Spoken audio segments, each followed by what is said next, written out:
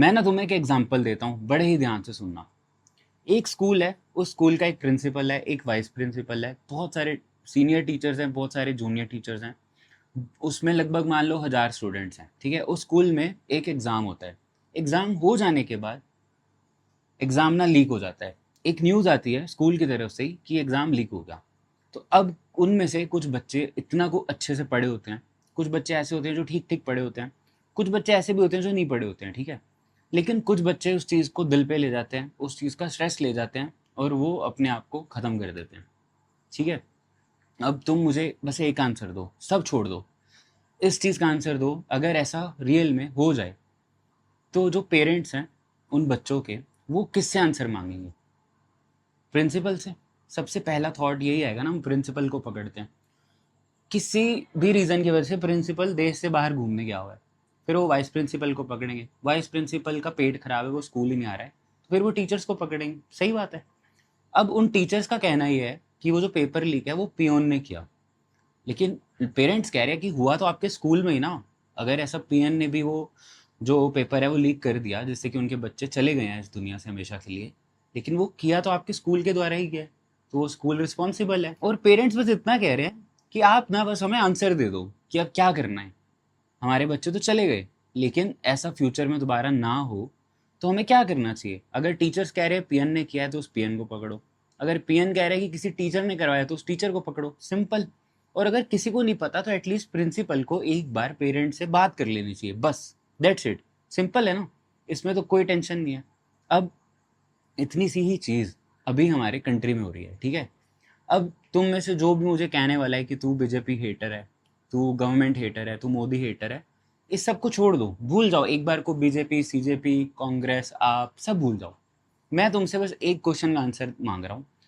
क्या स्कूल के प्रिंसिपल को उन बच्चों के पेरेंट्स से बात करनी चाहिए आमने सामने आकर या नहीं करनी चाहिए? मानते हो?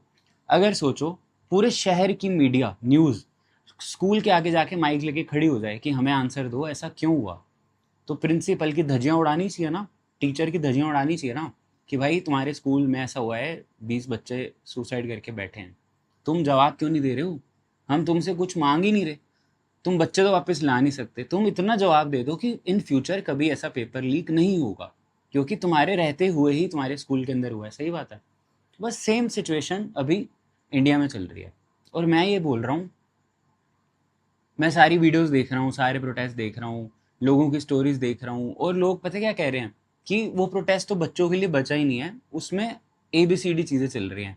अपने पर्सनल लोग अपनी पर्सनल चीज़ें लेकर आ गए हैं, कोई फार्मर्स इकट्ठे हो गए हैं, राहुल गांधी आ गया है, ओपोजिशन आ गई है, वो CJP वाला बंदा एंटी नेशनल है। मैं कहता हूँ होगा, सब होगा, छोड़ दो। तुम जो ये वीडियो सुन रहे हो, तुम मुझे इतना बताओ, पेपर लीक हुआ या नहीं हुआ? क्या प्रिंसिपल को, टीचर को, और जो बाकी के लोग हैं वाइस प्रिंसिपल को, उनको जवाब देना चाहिए या नहीं देना चाहिए? अब पॉइंट ये आता है, अब वो जवाब किसको दें? क्योंकि जो मीडिया है वो भी उनकी है, वो सवाल कर ही नहीं रही, वो तो पेरेंट्स या बच्चों से ही सवाल कर रही है कि तुम यहाँ पे प्रोटेस्ट क्यों कर रहे हो, घर जाओ, पढ़ो बैठ के। वो कह रहे हैं कि जितने लाखों लोग यहाँ पे इकट्ठे हुए हैं ये सब बेरोजगार हैं, इनमें से आधे टेररिस्ट हैं, ये सब वो हैं जो टुकड़े टुकड़े गैंग के लोग हैं, ये सब वो लोग हैं जो धर्म के नाम पे चीज़ें खराब करते हैं। और मैं सोच रहा हूँ अभी इस मोमेंट पे कि हो सकता है एक बार को उनकी बात मान ली जाए, सच हो जाए। पर क्या हम एक्चुअल जो भी इस पूरे सिनेरियो का, जो भी पूरे सिनेरियो का मोटिव है वो गलत है? अब मैं ना बहुत सारे दोस्तों की वीडियोस देख रहा था, स्टोरीज देख रहा था, और उसमें लिखा हुआ था कि CJP वाले जो लोग हैं उन्होंने इस चीज़ को सही से हैंडल नहीं किया, खुद बैठे रह गए और स्टूडेंट्स को आगे प्रोटेस्ट पे भेज दिया। देखो मैं नहीं गया, 100% ये गलत है। मैं कौन होता हूँ CJP को सही बोलने वाला? मैं कौन होता राहुल गांधी को सही बोलने वाला? मेरा पॉइंट ये है कि मेरे स्कूल का प्रिंसिपल एक बंदा है, जो लोग प्रिंसिपल है ही नहीं, ठीक है। वो लोग हमारी तरफ से आवाज़ उठा रहे हैं क्योंकि मीडिया आवाज़ नहीं उठा रही, पुलिस भी इनके साथ मिल गई है, एडवोकेट भी इनके साथ मिल गए हैं, जितने के मीडिया है वो सब इनके साथ मिल गई है। तो क्वेश्चन कौन उठाएगा? हम तो उठा नहीं रहे, क्योंकि हमें तो पता ही नहीं है ना। तो जो लोग ABCD XYZ ओपोजिशन वो क्वेश्चन उठाने आ रहे हैं, तो जो स्टूडेंट जिनके पेरेंट्स हैं, जिन स्टूडेंट्स के पेरेंट्स हैं, जो स्टूडेंट्स चले गए हैं, वो पेरेंट्स उनके साथ बैठेंगे ना, वो क्वेश्चन उठाएंगे ना। उनको तो चाहिए ना कि कोई क्वेश्चन उठाए, हम उनके साथ बैठेंगे, सही बात है। तो अब जब 4 लोगों ने हिम्मत दिखाई तो 10 लोग और आ गए, 20 ने हिम्मत दिखाई तो 10,000 और आ गए, 1 लाख और आ गए, लाखों में लोग आए हैं भाई। कुछ ना कुछ तो देश में ऐसा हो ही रहा था ना कि लोग इतना परेशान है।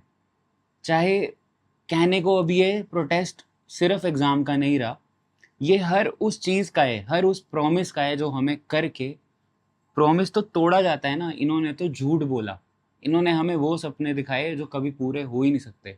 जब तक ये लोग हैं ये नहीं पूरा होने देंगे। मुझे नहीं पता है कौन वो लोग हैं भाई, तुम क्या दिमाग में घुसा करके बैठे हो कि तुम्हें नहीं समझ आ रहा है कि रिलीजन से 100 गुना ऊपर चीज़ें हैं। अगर ये गवर्नमेंट नहीं भी रहेगी ना, तब भी तुम्हारे राम जी को, हनुमान जी को, तुम्हारे मंदिरों को कुछ नहीं होने वाला है। जो अभी तुम समझ नहीं रहे हो, जो तुम्हारे फ्यूचर खतरे में है ना, वो कितने बड़े रिस्क पे हो तुम। मुझे हो सकता है मेरा यूट्यूब बैन कर दें, हो सकता है मेरा इंस्टाग्राम उड़ा दें, कुछ नहीं हो सकता है। मेरे को टेंशन नहीं है, मुझे नहीं फ़र्क पड़ता है। अगर मैं ये चीज़ें अपने मन में रख के घुटता रहा ना, और मुझे आज से 10 साल बाद याद आया कि यार उस टाइम पे मैंने बात ही नहीं करी, मैंने आवाज़ ही नहीं उठाई, मैं डर गया मेरे कुछ दोस्तों की तरह, जिन्हें ये डर है कि उनके फॉलोअर्स इसलिए फॉलोअर हैं क्योंकि वो हिंदू धर्म को प्रमोट करते हैं। तो भाई मैं वो इंसान नहीं हूँ, मैं तो सच बोलूँगा, मुझे घंटा फ़र्क नहीं पड़ता है तुम में से कौन कौन सी पार्टी को सपोर्ट करता है। मुझे इस चीज़ से फ़र्क पड़ता है कि तुम अंधे हो या नहीं हो, तुम्हें दिखता है या नहीं दिखता है। तुम अगर आके मुझे ये बोलने वाले हो ना कि भाई प्रोटेस्ट में तो वो लोग आ गए थे, उन्होंने तो उस चीज़ के नारे लगाए, ये किया वो किया, अरे छोड़ो भाई, मैं उस बारे में बात ही नहीं कर रहा हूँ। मैं तुमसे ये बात कर रहा हूँ, जो पुलिस की वर्दी में गुंडे हैं, जो बिना वर्दी के गुंडे हैं, जो वो लड़कियों को मार रहे हैं, उनके कपड़े फाड़ रहे हैं, तुम अंधे हो चुके हो।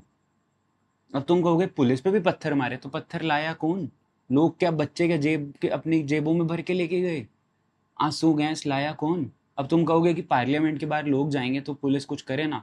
अरे तो करो भाई, मार क्यों रहे हो उनको? मारना कौन सा सही है? तुम बैरिगेट्स पे करंट छोड़ रहे हो, तुम डॉक्टर्स को ही मार रहे हो। ओ भाई क्या बोलूं मैं, मेरा तो दिल बहुत, क्या ही, मेरे पास वर्ड्स ही नहीं है। मेरे को गवर्नमेंट से ज़्यादा उन लोगों से खतरा है भाई जो उनको सपोर्ट कर रहे हैं। वो ये जो मेरे कमेंट्स में गालियाँ लिख रहे हैं, जो मुझे मैसेजेस कर रहे हैं, जो मेरे से बहस कर रहे हैं, वो मुद्दे पे नहीं आ रहे हैं। उनको एथेनॉल से कोई फ़र्क नहीं पड़ता है। उनको पेपर लीक से तो छोड़ो, पेपर लीक तो उनके लिए क्या है, जो खुद ही नहीं पढ़ना चाहते वो दूसरों को क्या ही पढ़ने देंगे। वो तो इस चीज़ पे आ ही नहीं रहे हैं। वो तो ये बात ही नहीं करते कि पेट्रोल इतना महंगा क्यों हो गया, वो बात ही नहीं करते गैस सिलेंडर का क्या हुआ। गरीबों के तो वो क्या ही बात करेंगे ना, क्यों? क्योंकि उनके कोई रिश्तेदार एक पर्टिकुलर पॉलिटिकल पार्टी में नेता है, क्योंकि उनका कोई जानने वाला नेता है। जिस शहर में मैं रहता हूँ ना, यहाँ पे भी वो पार्टी का दबदबा है। मेरे खुद के बहुत नोन लोग हैं भाई, मेरा उनके साथ उठना बैठना है। बट इसका क्या मतलब है कि मैं क्वेश्चन उठाना बंद कर दूँ, पागल हो जाऊँ, अंधा हो जाऊँ?